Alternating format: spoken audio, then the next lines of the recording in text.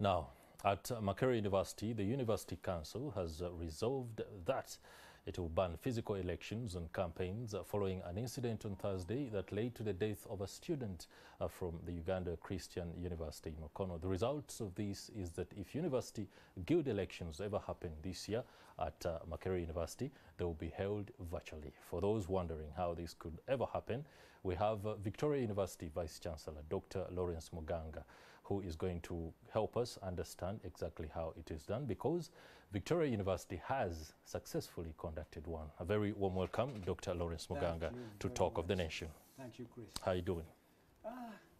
I could be better, Good. but I'm not complaining. I'm doing good. No doubt. Now, developments at Makerere University have brought into question something that is a first, a conducting of virtual campaigns and subsequently a virtual election. Victoria University has conducted this. Could you take us through what a virtual campaign is and what kind of election is held within that dispensation? Yeah, first of all, let me begin here. Convey my thoughts and prayers and love to the family that lost the young man. Very unfortunate. In this very, very unfortunate. It doesn't have to be like that. And as a country, as an education sector, we can do better. So coming back to us as Victoria University, we have chosen to be embracive of technology, all right? Because it's a huge problem solver. So, and one of these initiatives or innovations was to try to cut out the inefficiencies of even holding a physical election. Yeah, when we are in the middle of the most impressive innovation, which is technology. So we decided to put together something that actually students can access from wherever they are in the comfort of their home, work, space. So in other words, you're enlarging accessibility of the voting process or activity for everyone. All right? Maybe what I should tell viewers is that the apologists or there are people who believe in technology. The evangelists of technology, they will tell you that in 1991, a group of researchers put together something called the blockchain. A blockchain. And whose network you can build on that network of blockchain something that no one can actually interrupt or forge. So it is that kind of technology that we have really put in place. For the first time, we pioneered that, and it was so seamless, interactive, admirable by our students, and very fair, because these votes trickle in real time, and no one can alter anyone's vote. It is locked in. Okay. Yeah, so it's something that we really need. We are researchers as universities. It's something, we are home of research. We have to test different experiments and then come up with solutions for the country. This online voting or remote voting, it is something I think we should pay attention to and embrace. Yeah, does it mirror what has happened before, especially in Uganda, when it comes to, for example, the voting for awards?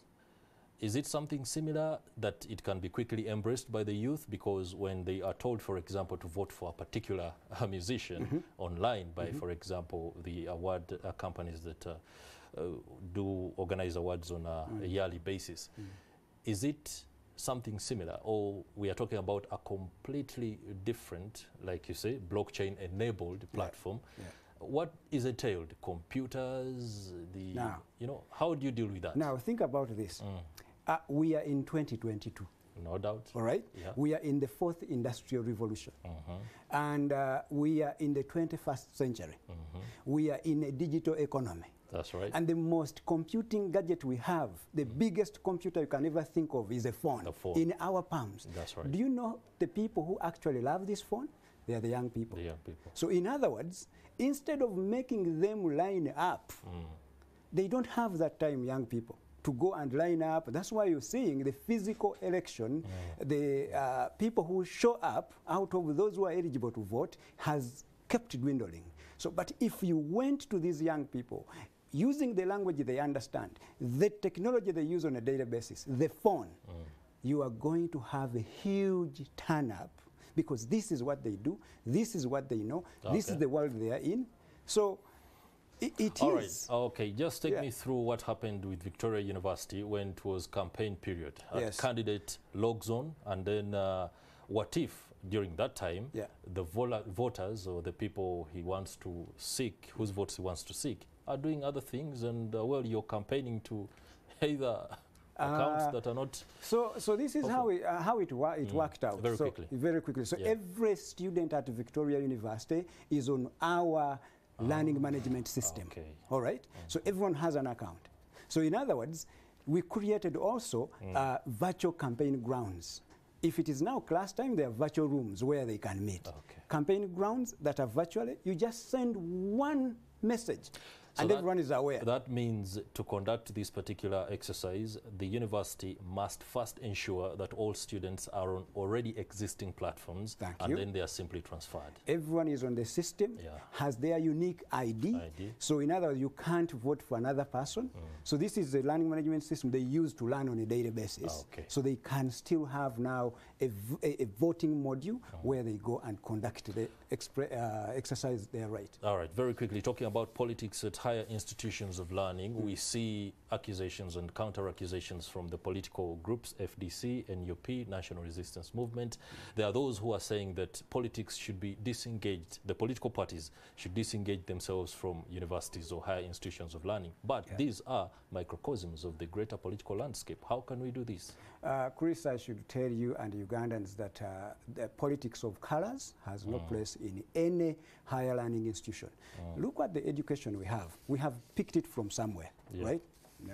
United Kingdom, America, everywhere. We are learning from them, for example. We can't shy away from that.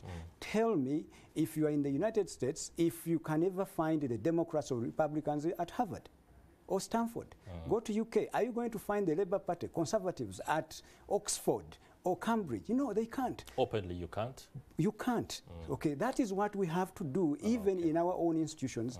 But give them space to do politics that is non-partisan within themselves. It's the skill they get that they are going to transfer in real life. All right. Many thanks, Dr. Lawrence Muganga, the Vice-Chancellor at Victoria University, for that very good perspective on how we can move forward with regard to politics at higher institutions of learning. This is Talk of the Nation.